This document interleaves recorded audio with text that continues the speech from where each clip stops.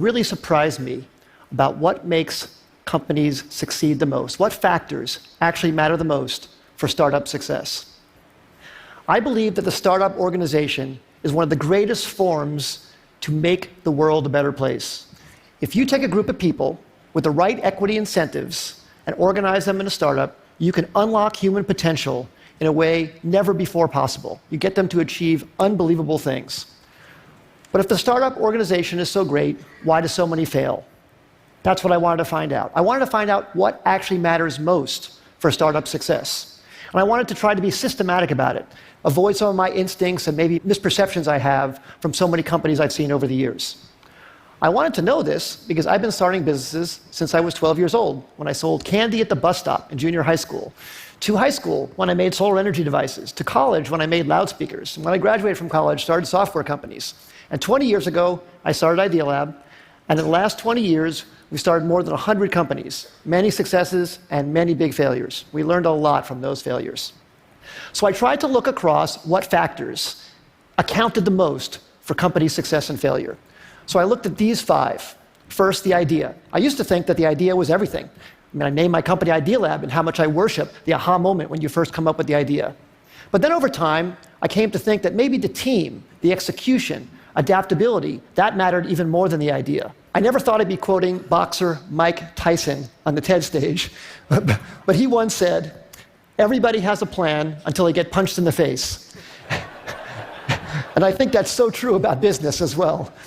So much about a team's execution is its ability to adapt to getting punched in the face by the customer. The customer is the true reality. And that's why I came to think that the team maybe was the most important thing.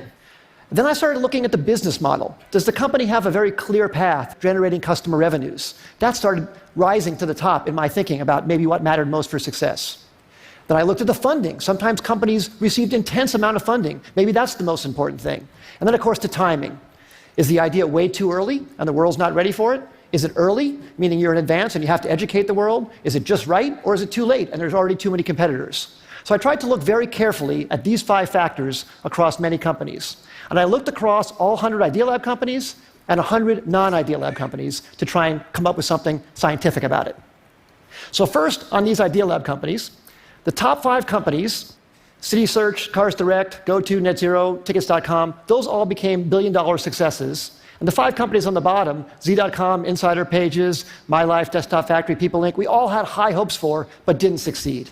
So I tried to rank across all of those attributes how I felt those companies scored on each of those dimensions. And then for non-Idea Lab companies, I looked at wild successes like Airbnb and Instagram and Uber and YouTube and LinkedIn, and some failures. Webvan, Cosmo, Pets.com, Flues, and Friendster. The bottom companies had intense funding. They even had business models in some cases, but they didn't succeed. I tried to look at what factors actually accounted the most for success and failure across all these companies, and the results really surprised me. The number one thing was timing. Timing accounted for 42% of the difference between success and failure. Team and execution came in second, and the idea, the differentiability of the idea, the unique idea, that actually came in third. Now, this isn't absolutely definitive. It's not to say that the idea isn't important. But it very much surprised me that the idea wasn't the most important thing. Sometimes it mattered more when it was actually timed. The last 2, business model and funding, made sense to me, actually. I think business model makes sense to be that low because you can start out without a business model and then add one later if your customers are demanding what you're creating. And funding, I think as well. If you're underfunded at first, but you're gaining traction, especially in today's age, it's very, very easy to get intense funding.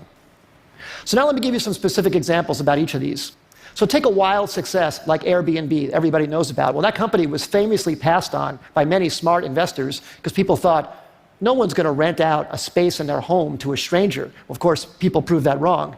But one of the reasons it succeeded, aside from a good business model, a good idea, great execution, is the timing. That company came out right during the height of the recession when people really needed extra money. And that maybe helped people overcome their objection to renting out their own home to a stranger.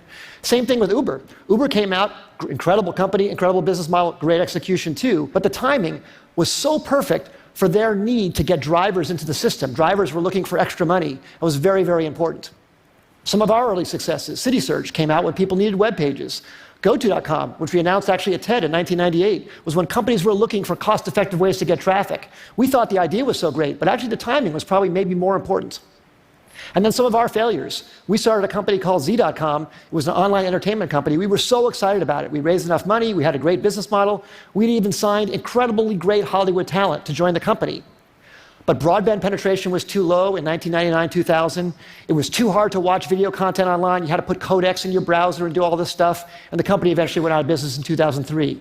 Just 2 years later, when the codec problem was solved by Adobe Flash, and when broadband penetration crossed 50% in America, YouTube was perfectly timed. Great idea, but unbelievable timing. And in fact, YouTube didn't even have a business model when it first started. It wasn't even it was certain that that would work out. But that was beautifully, beautifully timed. So what I would say in summary is execution definitely matters a lot. The idea matters a lot, but timing might matter even more. And the best way to really assess timing is to really look whether consumers are really ready for what you have to offer them, and to be really, really honest about it, not be in denial about any results that you see. Because if you have something you love, you want to push it forward, but you have to be very, very honest about that factor on timing. As I said earlier, I think startups can change the world and make the world a better place. I hope some of these insights can